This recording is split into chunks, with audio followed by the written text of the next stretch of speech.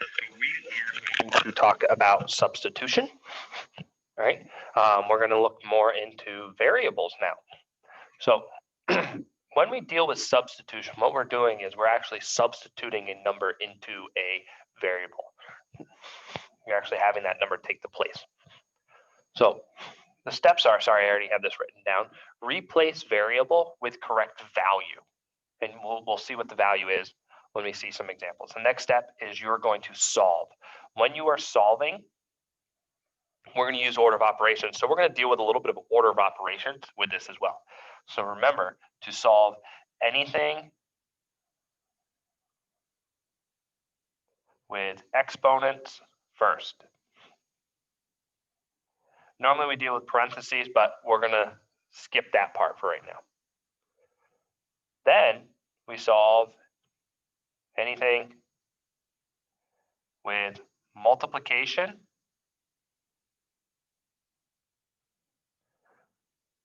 or division.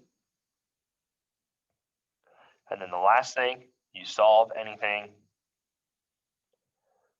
with addition or subtraction, right? So that's what we're dealing with substitution. So we're going to use the following examples to solve these. All right, so let's look at some examples here. But before we do that, I'm going to give some guidelines. So we're going to be using the following variables. We're going to be using the variable x, we're going to be using the variable y, and we're going to be using the variable a. Okay, and the value for x is going to be 7. The value for y is going to be -3. And the value for a is going to be 5.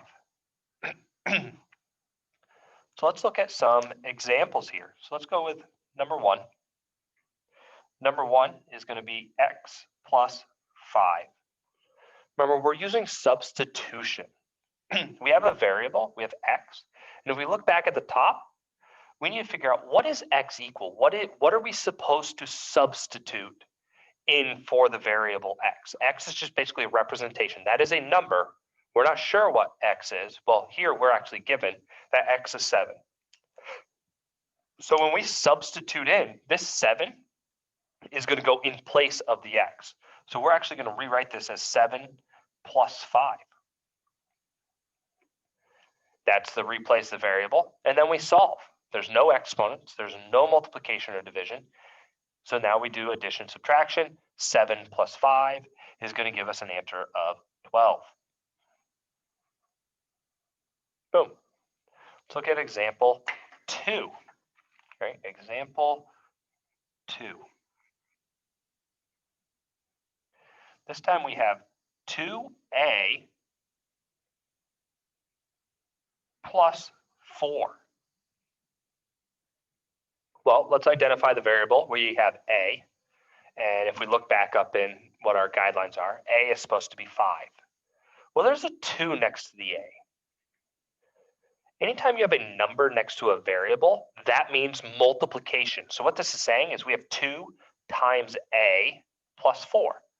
So we're going to substitute in. When we substitute with multiplication, we like to use a parentheses, because if you remember, a number next to parentheses means multiplication. So we do 2 times, oh, I didn't mean to put a -5, I apologize there. Sorry about that. 2 times 5 plus 4. So we're going to substitute it in like that. Remember, anytime we substitute in using multiplication, let's use a parentheses, because remember, a number next to parentheses means multiplication. Now we follow our steps. Is there any exponents? No exponents. Multiplication? Yep, we have multiplication, 2 times 5. Well, we know 2 times 5 is 10. We haven't added 4, so we're going to add 4. Because remember, our brain only does 2 numbers at a time. 2 times 5 is 10. We got that, 10 plus 4. Now we just solve 10 plus 4 is 14. All right, so let's move this up a little bit. Let's look at question 3, or example 3. Example 3 is 5x, remember, so that means 5 times x, minus y plus 2a. Ooh, we got lots of variables in here. So we know we're dealing with an x, a y, and an a, right? So here we're going to have 5 times x. We replace x with 7. Remember, with multiplication, we're going to use a parentheses. Minus y. Well, what's y? Y is -3. So this is where things are going to get a little bit tricky. We're going to put -3 in parentheses. I'll explain why here in a second. And then we do the plus. We have the 2. Remember, 2 next to a means multiplication. So we're going to put that in there. So the reason I put the -3 in parentheses, I know there's no multiplication. It helps us with separating the minus sign from the negative sign. Okay. That's why we put that in parentheses. So now we go through. Are there any exponents? No exponents. Is there any multiplication? Yeah. 5 times 7. 5 times 7 is 35. Rewrite minus -3. Hey, look, more multiplication. 2 times 5 is 10. Okay. Now let's, we got rid of all multiplication. Now we do addition, subtraction. All right. Addition, subtraction, we just work left to right. So we have 35 minus -3. Hey, look, those integers things coming back into play. That's why we did that part first. Well, minus and negative is the same thing as plus plus. So 35 plus 3 is 38 plus 10. 38 plus 10 is 48. All right, that one was a lot of steps to it, but it's doable. It's doable. All right, let's look at another example. Let's look at example 4.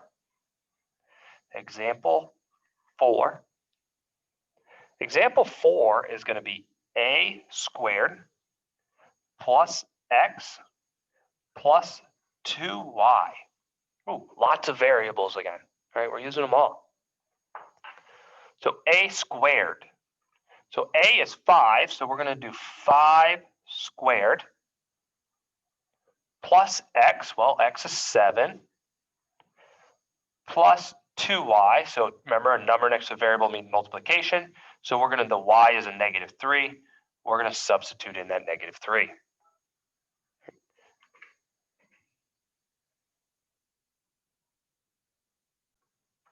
All right, so let's finish up solving this. So remember, let's look at anything that has exponents. Is there an exponent? Yep, 5 squared. So what is 5 squared? Well, remember, 5 squared means 5 times 5. So 5 times 5 is 25 plus 7. There's no more exponents. There's some multiplication. Let's do that too. 2 times -3. Positive to negative is a negative. 2 times 3 is 6. So it would be plus -6. Again, I put the -6 in parentheses to separate it from the operation of addition.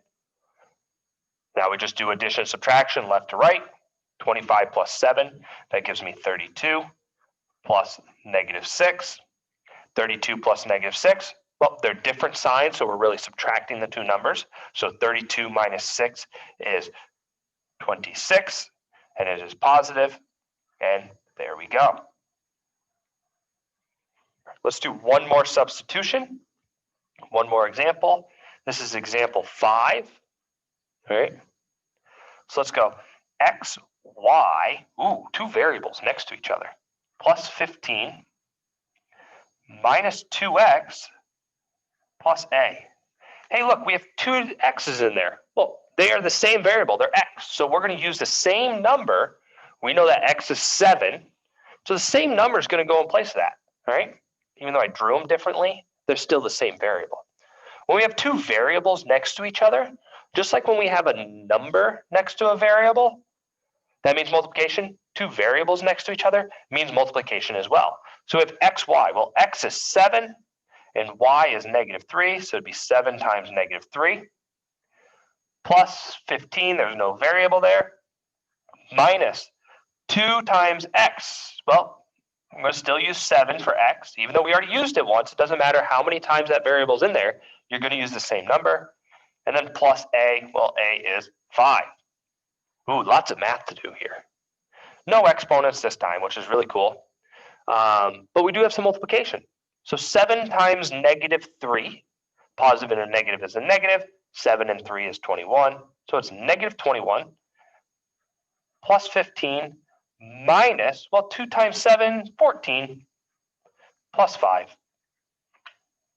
No more multiplication. It's all now just addition and subtraction. So let's work left to right. -21 plus 15. Oh, we're adding their opposite signs. So subtract the 2. 21 minus 15 is 6. And the bigger number is negative. So it's a -6 minus 14 plus 5. Well, now let's do -6 minus 14. Well, -6 minus 14, I'm going to continue in negative land. So we get -20 plus 5. And -20 plus 5, that's going to give me, oh, they're opposite signs. So we're going to go with -15. Ooh, that one had a lot of work to it. So this is substitution. Substitution is just basically when you're given a variable, you should have something that goes into the variable. You substitute that number in for the variable, and bam, then you start doing some awesome math. All right? All right. Hopefully that helped out.